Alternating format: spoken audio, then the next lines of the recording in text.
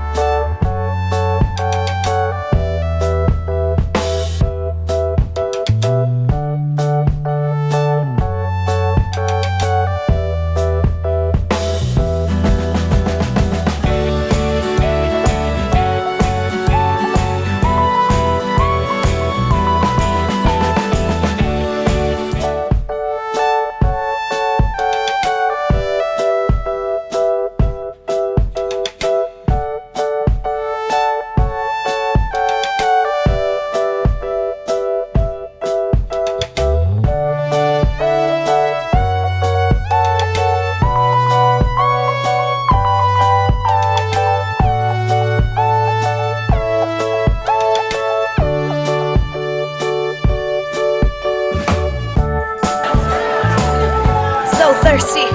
Going so far. Good job.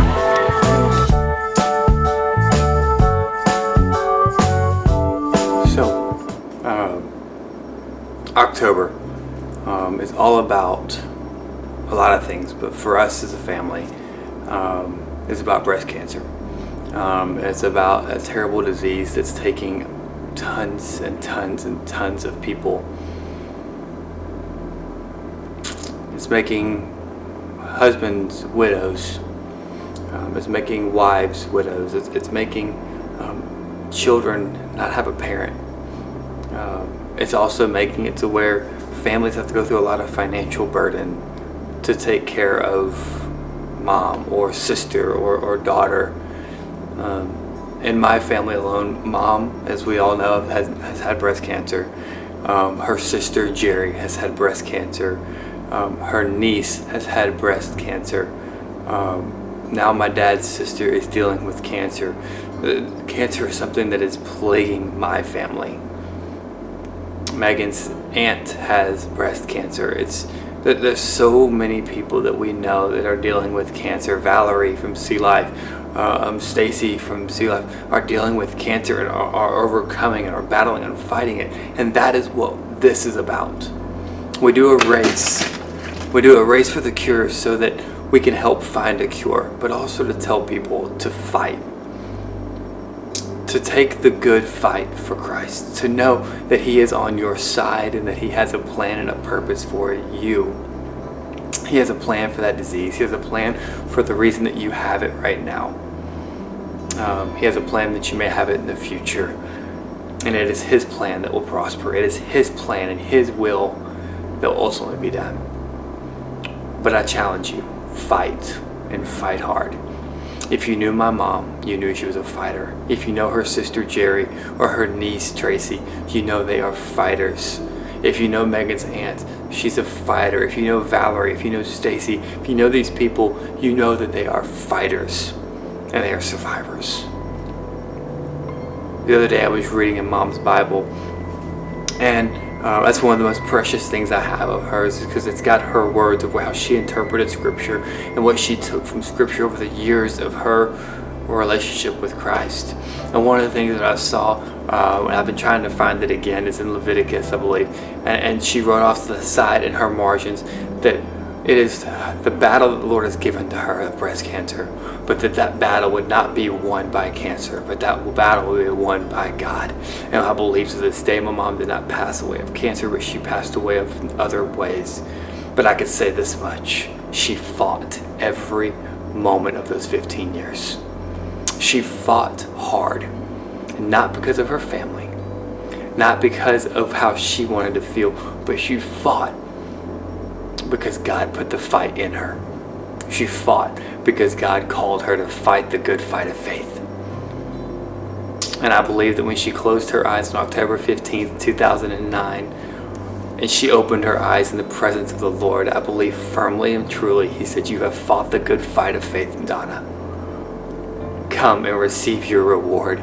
And He has just given reward upon reward upon reward of her, because she fought not just the fight against cancer, but she shared her faith with every person she came in contact with. I want to share a story with you that still to this day just touches me. My mom, when she was battling cancer, as you know, when you go through radiation and chemo, you lose your hair. And a lot of people didn't know that she was losing her hair. So one night, she got sick of the fact that it kept falling out. And so she took it, she had it all cut off. She got a nice wig made, looked just like her normal hair. She went to work the next day, had this nice wig on. I mean, it was fixed, it was perfect, it looked amazing. Her manager looks at her and says, "Hey Donna, your hair looks really good today. I really like it. What'd you do with it?" And she goes, "Oh, you do?" And she reached up, pulled off her wig and goes, "You want to wear it?" And just threw her managers in a whirlwind, because they didn't expect that of her. But she has such great comedy with it, to know that, hey, this is not my hair. Hey, this is not my life. This is not different things. But she could say, "It is my faith. It is my faith that gets me through." So if there was one thing I would share with you, if you are out there and you are watching this and you're like, "What is this guy talking about?" I'm talking about my mom. I'm talking about her love for Christ. And because of that, she wants you to know about Christ's love. That in the midst of your toil, in the midst of your trials, in the midst of whatever you may go through today, know that God is for you, that He loves you, and that He has a plan and a purpose for your life. You may not be dealing with something as big as cancer. Who knows what your battle is? But I tell you, focus on God. Find yourself in Him, and He will direct your paths. He will make your way straight. He will set you free, because your freedom is not found in temporal things. My mom's healing was not found in her body and through cancer research and through all these things of chemo, radiation, and the doctors. She would have loved to have that. But her freedom was found on October 15th, 2009, when she closed her eyes at 8 a.m. that morning, and she opened her eyes in the presence of the Lord, and she had a new body. She had a new self. And the old had passed away, the new had come, and she was glorious. Not how she looked, but because her heart was for God. Seek Him. Seek Him with all of your heart, and you will find Him. Remember today, there are people still fighting. Help them. Walk alongside them. Encourage them and let them know that God has a plan and a purpose for their lives. Love on them and pray for them. And believe with them that God is going to set them free one day, whether here or in eternity. Thank you for watching this. Thank you for praying for Mom over those years. But pray now for those that are still battling. Remember, fight the good fight of faith, for the Lord your God is with you.